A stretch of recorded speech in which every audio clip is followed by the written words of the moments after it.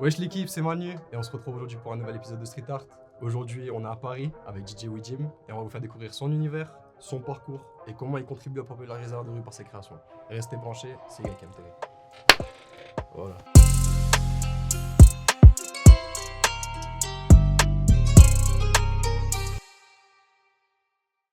Bon bah du coup, premièrement, merci de nous accueillir chez toi. Je vous en prie, merci. Vous êtes les bienvenus. C'est Ça- cool de faire cette interview. Ça tue, vraiment ça fait plaisir de venir ici. Non, C'est mais ce j'avais qu'il vu, faut. j'avais déjà vu une interview à vous aussi sur internet. J'avais bien kiffé, c'était carré. C'est lourd. Bah du coup, bah voilà, on est réunis. Voilà. Et j'ai envie de dire, commençons par le commencement. Ouais.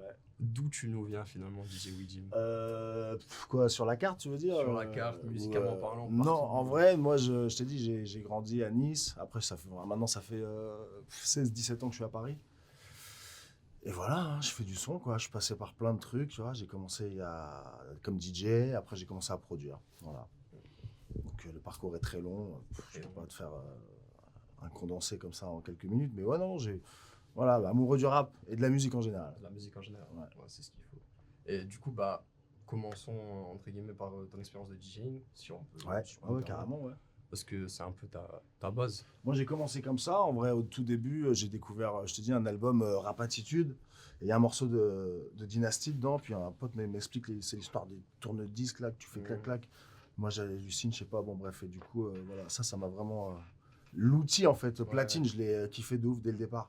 Et après, j'ai eu ma première platine à 15 ans. Et voilà, et comme ça a démarré.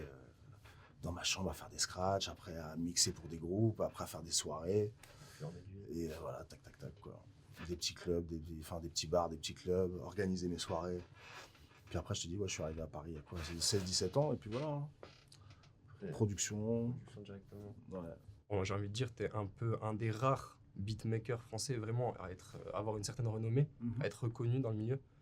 Comment tu le vis entre guillemets? Non, il y avait, c'est-à-dire peut-être la mise en avant, en fait, qui est plus là. Parce que moi, comme je disais, je suis DJ à la base, tu vois, donc c'était toujours DJ Widim, tu vois, je proposais on mettait devant l'affiche, quoi, tu vois, enfin en haut de l'affiche plutôt.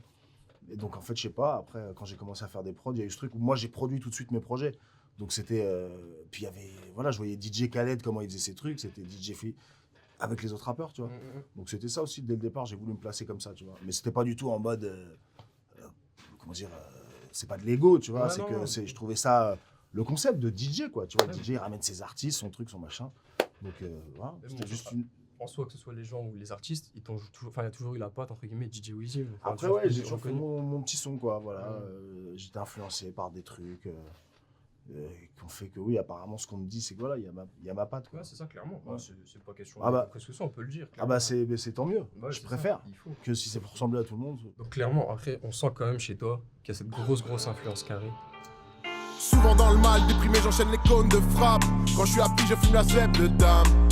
Absent quand les profs me parlaient, lycée j'y allais pour me fuck top le crâne. Ouais, comme je te disais, moi, j'ai jamais trop écouté de rap français. J'ai toujours été dans le rap américain dès le départ, en fait. Alors après, j'ai écouté les classiques, tu vois, les NTM, les IAM, tout ça quand c'est sorti à l'époque. Mais après, j'ai tout de suite découvert le rap américain et je sais pas, hein, ça m'a plus fait kiffer. Je me suis plus basé sur ces trucs-là, en fait. Et d'ailleurs, le début de la prod que j'ai commencé à faire, c'est quand le crunk est arrivé, comme ça, cette musique super digitale. Il n'y avait plus besoin déjà des MPC, des trucs et tout le bordel, tu vois. On pouvait faire un beat avec un ordi. C'est ça, clairement. Et puis voilà, hein, je me suis dit, vas-y, let's go, on essaye. Puis au fil en aiguille, voilà, j'en suis là. C'est ça.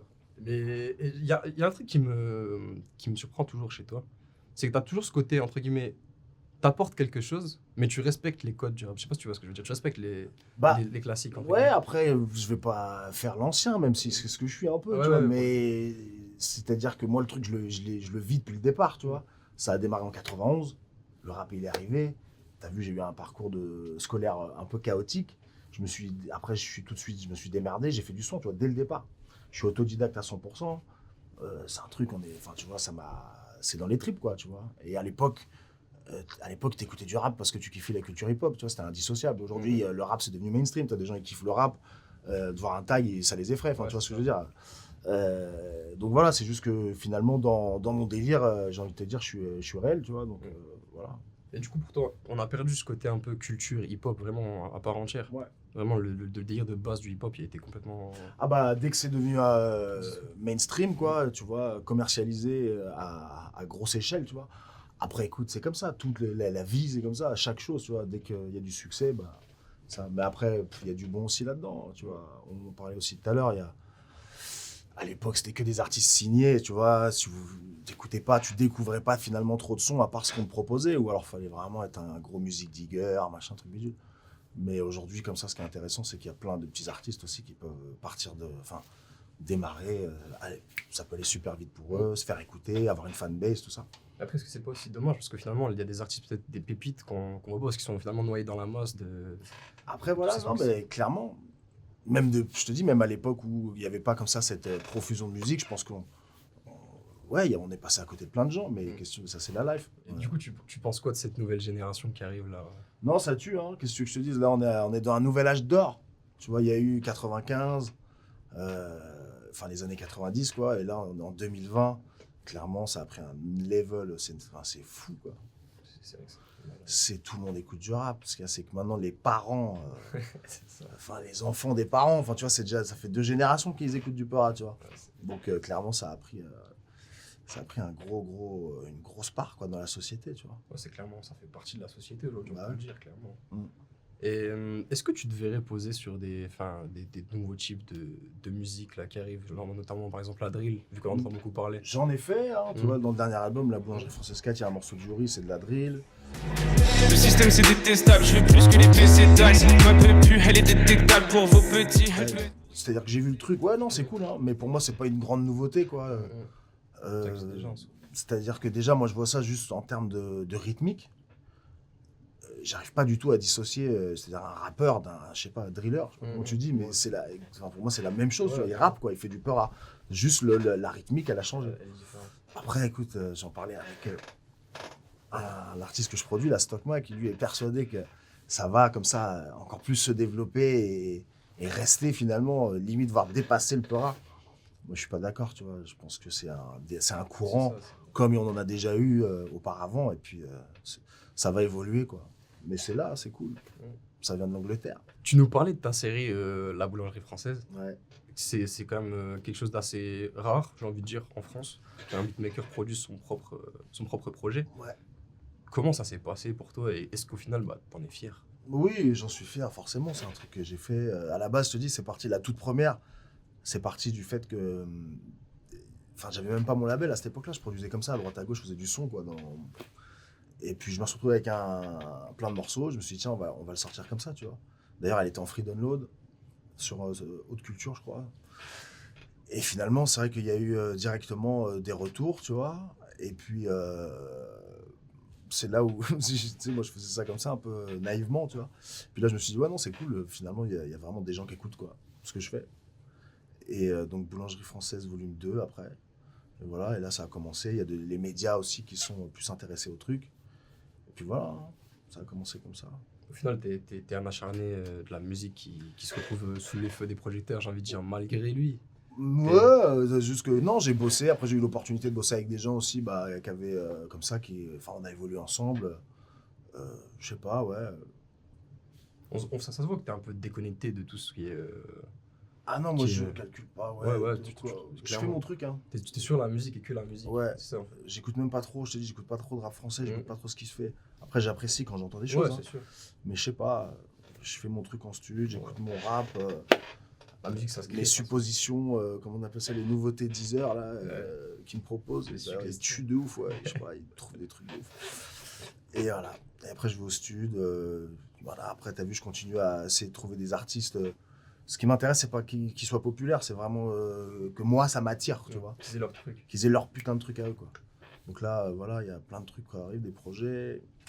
Il y a Le Perse, le 30 avril. Voilà, ça c'est un proche de Reta, ça c'est l'équipe de Rennes. Il y a qui? Il y a le Vadim aussi, là, on va sortir un projet ensemble, des morceaux de ouf. Les gars de Lille, la Sto MDNS aussi, on a enregistré des morceaux, ça devrait sortir. Stockma, comme je vous parlais. Bon voilà, je suis sur plein de trucs. T'as du boulot, quoi. Il y a toujours du boulot. On s'ennuie jamais avec Non. Monsieur Wijim. Il y a toujours des sorties. French Bakery. Il faut. La boulangerie française. C'est ça.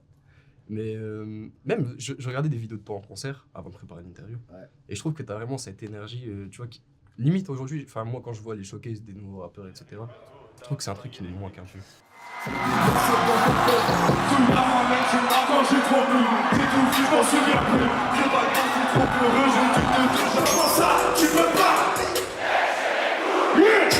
Plus cette énergie Ah, que... la fête foraine, hein, ça manque. Hein. C'est ça, le bordel finalement. Tu vas en Non, mais je te concert, dis, moi je viens du live, c'est mon truc, j'ai démarré en étant DJ, tu vois. Donc le DJ, c'est quoi? Faut amuser les gens, quoi. Enfin, tu vois, après, il y a eu l'époque sound system, reggae, dancehall, tu vois, donc micro, tac, tac, tac, tu vois. Évolution. Et puis je te dis, moi, mes références, c'était voilà, des DJ drama, même DJ premier avant ça. Bon, tu vois, c'est des mecs, ils arrivent, c'est leur platine, leur micro, ils ont un truc à dire, un truc à défendre, de la musique à jouer. On est là pour animer, quoi. C'est vraiment ça, c'est animateur en fin de compte. Donc après, écoute, hein, non, après, il y a des mecs qui font très bien leur taf, il y en a d'autres qui sont plus à l'aise à juste chanter. C'est vrai que moi, j'ai un peu ce côté comme ça, plus fête foraine. Ouais, Je reprends le truc qu'on a souvent dit. Alors, le bail qu'on avait dit à propos de. C'est du Frénétique et Largo. Ah ouais, Ah ouais, c'est vrai. Cinco. Le fait de dissocier carrément. Enfin, de jouer carrément sur une autre case, entre guillemets, du rap ou un autre univers, tu vois. Non, bah là, ce qui s'est passé en l'occurrence, c'est que bon, l'année dernière, on s'est tous retrouvés dans cette truc là de coronavirus, tu vois. Moi, le live, ça fait, enfin, tu vois, il y a 50% le studio et 50% d'aller faire du live. Là, on nous a coupé ce truc-là. Bon, bah, comment on fait, tu vois? Alors, on a fait une première édition à la Place, donc le Centre culturel hip-hop de Paris, là, à Châtelet. On a fait une première édition au mois de septembre, la Boulangerie Française, avec les artistes qui étaient sur l'album Boulangerie Française Volume 4. Et là, on a réitéré, c'était quand? Donc le mois dernier, on a fait une édition donc avec Kilargo, Frénétique, Cinco, Le Juice. Bah, en gros, voilà, faut continuer de faire des trucs. Donc aujourd'hui, ça se passe par le stream. Donc on a pour tous fait du live pour des caméras et des internautes. Donc c'est juste une autre façon de faire. Donc forcément, c'est plus compliqué. Mais en même temps, il y a ce truc de moi que j'ai kiffé, c'est que là, on est en live. Tu peux pas trop tricher, tu vois. Tu peux pas, il faut rapper pour de vrai. Donc il y a eu ce truc aussi où là, les artistes ont dû vraiment rapper, quoi, sans trop faire semblant. Donc on voyait qui était plus au niveau que d'autres. Non, mais c'est intéressant. Écoute, c'est cette nouvelle ère, hein, là, coronavirus, qu'est-ce qu'on fait comme ça. Hein. Mais j'espère qu'on va retrouver les lives très vite. Mais justement, t'es pas trop pénalisé par rapport à ça? Bah si, mais je suis pas tout seul, tout le monde est pénalisé. Ouais, On galère tous, on attend que ça se passe. Hein. Est-ce que tu te sens de partir à l'étranger, de vraiment collaborer à l'étranger là prochainement? Je l'ai déjà fait. Hein, là, j'ai fait un truc avec une Ukrainienne l'année dernière, Alina Pash, là, qui est une artiste ukrainienne. Donc, j'avais fait un morceau avec elle. J'avais fait 2-3 trucs avec 2-3 caries absolument pas connus. Mais voilà. Mais après, je t'ai vu, je suis en France. S'il y a des propositions, j'y vais. Mais je suis pas à chercher la collab. Absolument. Si ça se fait, ça se fait. Il y avait Lex Luger qui était venu à l'époque ici, là, le producteur. On avait fait des beats ensemble au studio. Non, quand ça se passe, on se croise et qu'il y a moyen de faire des choses, mais je cherche pas le feat absolument avec quelqu'un d'ailleurs. Et qu'est-ce que tu trouves le plus important, la singularité ou le potentiel d'un artiste quand tu collabores avec quelqu'un? Bah ouais, après la singularité, moi c'est ça qui m'attire, tu vois. Je t'ai dit, finalement, tu vois, un mec comme Bifty avec qui j'ai bossé, qui était pas un très bon rappeur, mais il avait un truc qui était complètement unique, tu vois. D'ailleurs, ce qu'on a fait en très peu de temps a montré que quand même, voilà, il y avait quelque chose de puissant. Donc moi, en premier lieu, je te dis, ce que je recherche, c'est ça, c'est la voix, clairement, c'est la voix du mec, c'est le premier truc qui m'attire. Puis après, bah ouais, le potentiel, c'est important, il faut aussi qu'il y en ait, forcément. C'est sûr. Après, du coup, toi, tu arrives à jouer sur les voix avec tes mélos, tout ça, c'est comment que ça se passe en fait? Comment commence le processus les refrains, créatif genre, tu parles quand je fais des refrains, des trucs comme ça, là. Ça fait un petit moment que j'en ai pas fait, mais à l'époque, non, pareil, mec, je fais des beats. Et vu que j'écoute du rap quinri, j'ai des trucs dans ma tête là qui me enfin bref, je suis dans une matrice. Et puis voilà, il y a des trucs à la con qui me viennent en tête. Comment ça, tu veux pas lécher mes couilles? Ce genre de trucs débiles. Enfin, je sais pas, après c'est l'inspi. Hein. C'est vraiment sans pression en fait. Ah non, jamais de la vie. On fait de la musique, on fait pas du rap en plus. Donc il n'y a pas de pression à avoir. Et tu penses que justement on sacralise trop de le rap parfois? En France, je trouve que ouais, c'est très sérieux le rap, tu vois. Et ça, moi, j'ai jamais été trop dans ce que truc, tu vois. Je fais les choses sérieusement, mais le rap en soi, c'est pas très sérieux. Après, t'as des mecs qui font effectivement du rap sérieux, tu vois. T'écoutes leurs textes, c'est très sérieux. Moi, j'ai jamais fait du rap sérieux. Voilà. Donc, non, ça correspond très bien à ce que je kiffe, en fait. Mais non, moi, je donne pas trop d'importance, finalement, au rap. C'est du divertissement. Mais après, je respecte ceux qui ont décidé de faire passer un message au monde avec le rap. Je pense pas. Mais du coup, au final, c'est quoi ta véritable vision du rap? Genre, si tu devais me donner ta définition du Je rap. te dis, c'est de l'entertainment. Vraiment à 100% entertainment. Moi, je le vois comme ça. Mm. Et venant d'où je viens, en étant DJ, tu vois, moi, je fais de la musique, c'est du divertissement, c'est pour se marrer. Et comme je te dis, j'arrive pas trop à dissocier le rap s'il n'y a pas la scène. C'est indissociable, tu vois. J'ai toujours fait du rap pour aller sur scène. Donc, on est là pour faire danser les foules et faire les gens s'amuser. Enfin, moi, en tout cas, c'est ce que je propose. Ouais, de toute façon, en soi, le rire, c'est toujours un vecteur de validation Clairement, chez le les gens. rire, la danse, la bonne humeur. On est là pour ça, au final. C'est ça.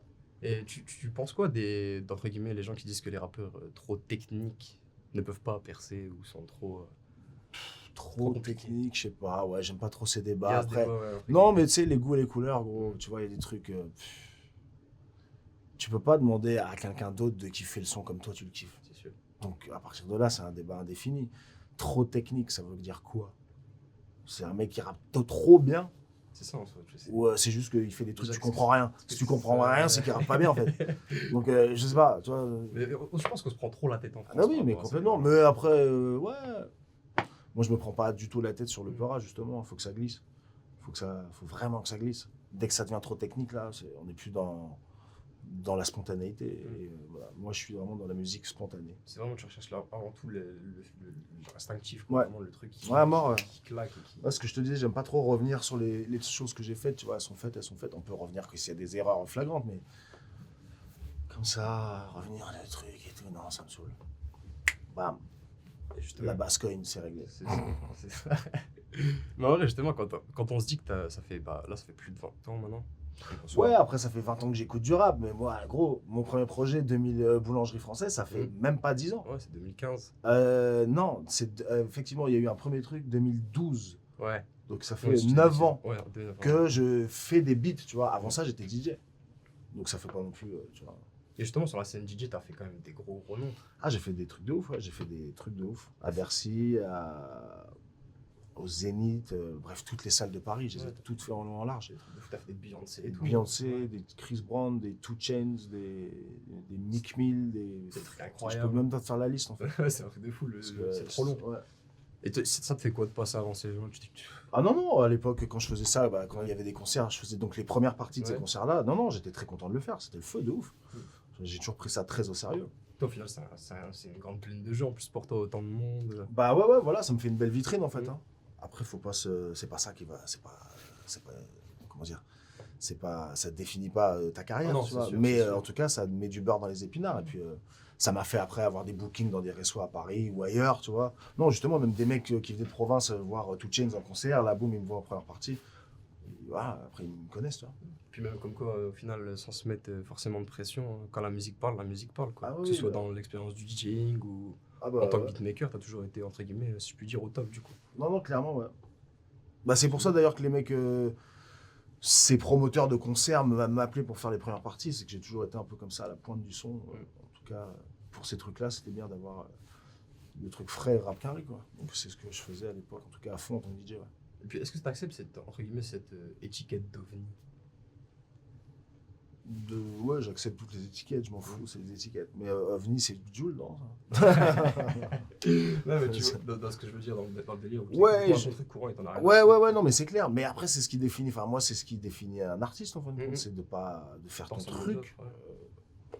Après, tu peux pas plaire à tout le monde, hein. Ça, Ouais, c'est c'est un sûr. truc de ouf. Je sais que t'as des gens qui aiment, d'autres qui aiment pas. C'est très bien. Au final, c'est ça. C'est ce qu'il très faut. bien. Si ça plaît à tout le monde, c'est qu'il y a un problème.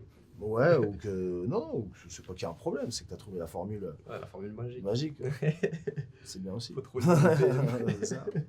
Bon, bah, merci à tous d'avoir écouté cet entretien. Et surtout, merci à DJ Wichim de nous avoir accueillis. Vraiment, c'était un Merci, plaisir. C'est cool, hein. À la revoyure. Bonne Et puis continuation. surtout, streamer tous les projets qui vont arriver forts des gars de Monsieur Wichim et de Monsieur Wichim en général. Et on se retrouve bientôt au sommet, l'équipe.